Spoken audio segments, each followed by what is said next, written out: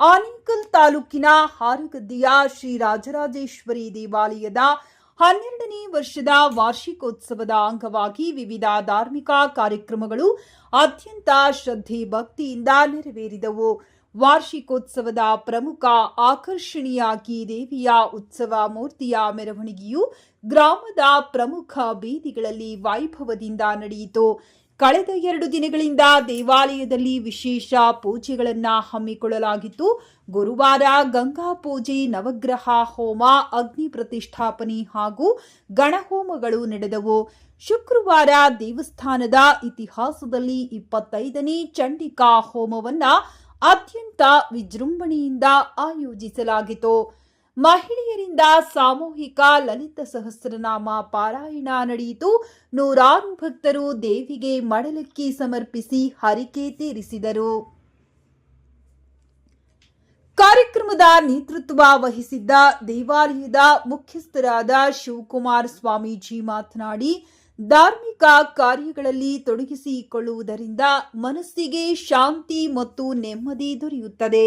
ದಿನದ 24 ಗಂಟೆಗಳಲ್ಲಿ ಕನಿಷ್ಠ 1 ಗಂಟೆಯನ್ನಾದರೂ ಧಾರ್ಮಿಕ ಚಿಂತನೆಗೆ ಮೀಸಲಿಡುವುದರಿಂದ ಉತ್ತಮ ಸಂಸ್ಕಾರವಂತ ಪ್ರಜೆಗಳಾಗಲು ಸಾಧ್ಯ ಎಂದು ಕರೆ ನೀಡಿದರು. ಇನ್ನು ಈ ದೇವಾಲಯವು ದಕ್ಷಿಣ ಕನ್ನಡ ಶೈಲಿಯಲ್ಲಿದ್ದು ಇಲ್ಲಿ ನಿರಂತರವಾಗಿ ಧಾರ್ಮಿಕ ಚಟುವಟಿಕೆಗಳು ನಡೆಯುತ್ತಿವೆ.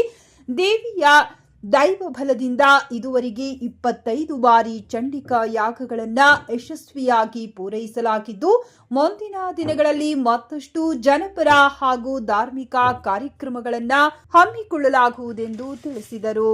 ಸಂಜೆ ನಡೆದ ದೇವಿಯ ಉತ್ಸವ ಮೂರ್ತಿಯ ಮೆರವಣಿಗೆಯಲ್ಲಿ ನೂರಾರು ಭಕ್ತಾದಿಗಳು ಪಾಲ್ಗೊಂಡು ಪುನೀತರಾದರು.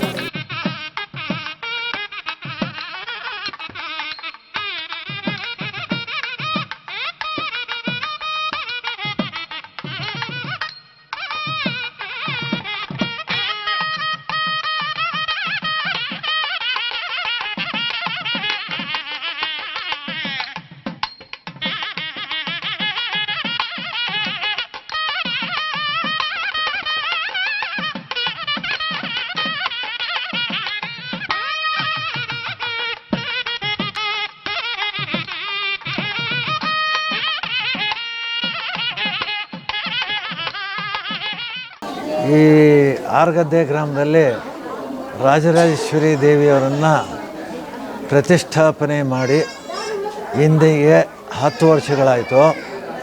ಪಾಲ್ಗುಣ ಶುದ್ಧ ದಶಮಿ ಮಾಡಿದ್ದು ನಿನ್ನೆ, ಇವತ್ತು 2 ತಿಥಿ ಬಂದ. ಪಾಲ್ಗುಣ ದಶಮಿ ನಿನ್ನೆ ಪ್ರಾರಂಭ ಮಾಡಿದ್ದು, ಇವತ್ತು ಏಕಾದಶಿ, ಶುಕ್ರವಾರ ಆಯಿತು. ಚಂಡಿಕಾಂಬಕ್ಕೆ ಪ್ರಶಸ್ತವಿರೋದ್ರಿಂದ ಇದನ್ನು ಮಾಡಿದೆ. 12 ವರ್ಷಗಳಾಯಿತು. ತಾಯಿ ಎಲ್ಲರನ್ನೂ ಸಲ್ಲವಲಿ, ಎಲ್ರಿಗೂ ಇದು ಮಾಡಲಿ ಅಂತೈತೆ. ಮಂಡಲ 12 ಅಂತ ಹೇಳಿದ್ರೆ 48 ಬರ್ತೈತೆ ಒಂದು ಮಂಡಲಕ್ಕೆ. 42ರಲ್ಲಿ ಕಾಲು ಮಂಡಲ 12 ಇರ್ತೈತೆ. 12 ಇದರಲ್ಲಿ ಒಂದು ಇದು ಮಾಡಬೇಕು. ಜೀರ್ಣೋದ್ಧಾರ ಅಷ್ಟಬಂಧನೆ ಮಾಡಬೇಕಾಯ್ತು ತಾಯಿನ ಎತ್ತಿ. ಕಾರಣಾಂತರಗಳಿಂದ ಅದನ್ನು ಮುಂದೂಡಲಾಗಿದೆ. ತಾಯಿ ಅನುಗ್ರಹ ಯಾವಾಗುತ್ತೋ ಅದು ಮಾಡ್ತಾಯಿದೆ.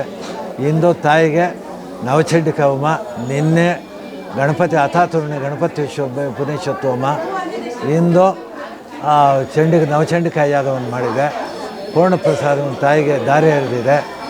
ಇದು ಇಂದಿಗೆ 25ನೇ ಚಂಡಿಕಾ ಹೋಮ ಈ ಕ್ಷೇತ್ರದಲ್ಲಿ ಆಗಿರೋದು. ಮುಂದಿನ ಇದು ತಾಯಿ ಇಚ್ಛೆ ಹೊರತು ಇದು ನಮ್ಮ ಇಚ್ಛೆ ಆಗಿತ್ತು. ಆ ತಾಯಿ ನೆರವೇರಿಸ್ಕೊಂಡಿದ್ದಾಳೆ. ಮುಂದೆ ಆ ತಾಯಿ ಪ್ರೇರಣೆ ಕೊಟ್ಟು ಎಲ್ಲ ಥರದ ಇದನ್ನು ಕೊಟ್ಟು ನಮ್ಗೆ ಆರೋಗ್ಯ ಎಲ್ಲ ಕೊಟ್ಟು ಇದು ಮಾಡಿದಾಗೆ ಮುಂದುವರಿಸ್ಬೇಕು ಅಂತ. ಇಂದಿಗೆ ಒಂದು ಗಡುವಾಗಿದೆ, 25 ಪಂಚವಿಂಶತಿ ಮಾಡಬೇಕು ಅಂತಿತ್ತು. ಇಂದಿಗೆ ಪಂಚವಿಂಶತಿ ಆಗಿದೆ. 12 ಅಂದರೆ ಕಾಲು ಮಂಡಲ ಆಗುತ್ತೆ. 12 ಅಂದರೆ ದ್ವಾದಶ ಆದಿತ್ಯ ಇರುತ್ತೆ. 12 ಸೂರ್ಯರು ಒಬ್ಬರೇ ಇಲ್ಲ, 12 ಜನ ಸೂರ್ಯರಿದ್ದಾರೆ. 12 ಅನ್ನೋದು ಒಂದು ನಂಬರು ಭಾಳ ಪ್ರಮುಖವಾದ್ದು. ಅದಕ್ಕೆ ಒಂದು ಇದು ಮಾಡಬೇಕಾಯ್ತು. ಇವೊಂದು ಕುಂಭಾಭಿಷೇಕನ ಆವತ್ತೇ 12ನೇ ವರ್ಷವೇ 25ನೇ ಚಂಡಿಕಾ ಹೋಮನೂ ಮುಗಿದಿದೆ. ಆ ತಾಯಿ ಇಚ್ಛೆ ಪ್ರಕಾರ ಮಾಡಿದ್ದೀವಿ, ನಡೆದೋತೈತೆ. ನಾವು ಪಪೆಟ್ಗಳು ಅಂದರೆ ಸೃಷ್ಟಿಯಲ್ಲಿ ಇವರು ಗೊಂಬೆಗಳು ಆ ತಾಯಿ ಇಚ್ಛೆ ಪ್ರಕಾರ ನಡ್ಕೊಡುತ್ತೆ. ಇನ್ನೇನೋ ಕೇಳ್ತಾ ಇರೋದು ಭಾಳ ಸೂಕ್ತವಾಗಿದೆ. ಜ್ಯೋತಿಷ ಪ್ರಕಾರ ಇದೇನಾಗ್ತೈತೆ ಅಂತ ಹೇಳಿದ್ರೆ 28 ದಿವಸ 27 ದಿವಸ 360 ದಿವಸಗಳು ನಮ್ಮ ಇಂಡಿಯನ್ ಪಂಚಾಂಗ, 365 ಕಾಲವು ಕ್ರಿಶ್ಚಿಯನ್ ಪಂಚಾಂಗ. ಇದರ ಪ್ರಕಾರ ಏನಾಗ್ತೈತೆ, ಉಪರಿ ತಿಥಿಗಳು ಇವೆಲ್ಲ ಬಂದಾಗ ಏನಾಗ್ತೈತೆ, ಹಿಂದೆ ಮುಂದೆ ಆಗ್ತೈತೆ. ಒಂದೊಂದು ಮಾಸದಲ್ಲಿ 27 ದಿವಸ ಬರ್ತೈತೆ, 28 ದಿವಸ. ಅದೇ ರೀತಿಯಲ್ಲಿ ಈ ಸಲ ಏನಾಗಿದೆ ಅಂತ ಹೇಳಿದ್ರೆ, ಫಾಲ್ಗುಣ ಶುದ್ಧ ದಶಮಿ ಮಾರ್ಚಲ್ಲಿ 10ನೇ ತಾರೀಕು ಹಿಂದೆ ಆಸ್ಪಾಸ್ ಬರಬೇಕಾಯ್ತು. ಸ್ವಲ್ಪ ಹಿಂದಿದೆ, ಫೆಬ್ರವರಿ ಕೊನೆಯಲ್ಲಿ ಬಂದಿದೆ. ಇದು ಪಂಚಾಂಗದ ನಕ್ಷತ್ರ ಏನು ಬರ್ತೈತೋ ಆವತ್ತು ಮಾಡ್ತೀವಿ. ಈ ತಾಯಿಯನ್ನು ಫಾಲ್ಗುಣ ಶುದ್ಧ ದಶಮಿ ಮೃಗಶಿರ ನಕ್ಷತ್ರದಲ್ಲಿ ಪ್ರತಿಷ್ಠೆ ಮಾಡಿ.